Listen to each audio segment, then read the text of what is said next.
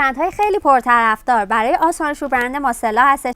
رنگ دخترونه داره و 3 تا رنگ پسرونه. رنگ با هم طرح‌بندیاشو ببینیم: لاک پشت تنها، گورخر و جغد، شیر آبی، زنبور و سنجاقک و لاک پشت و ماهی و طرح آخرش هم توکا هستش.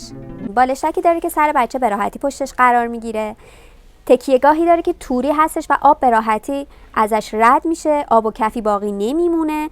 کناره های محافظی داره که اگر یه موقع بچه غلط بخوره محافظت میکنه و مانع از واژگون شدن بچه میشه. جنس قابل شستشو داره و خیلی مقاومی داره. توی 3 حالت هم تنظیم میشه. الان حالت وسطش هستش، حالت بالایی تخت‌در هست، بچه خوابیده تره، و حالت اولش هم که ایستاده تر بچه شسته میشه. خیلی سبک و کمجا هستش، با خودتون میتونین همه جا ببرین، حتی توی سینک هم میتونین ازش استفاده کنین. جنس به شدت مقاومی در مقابل رطوبت داره و مدت ها میتونین ازش استفاده کنین.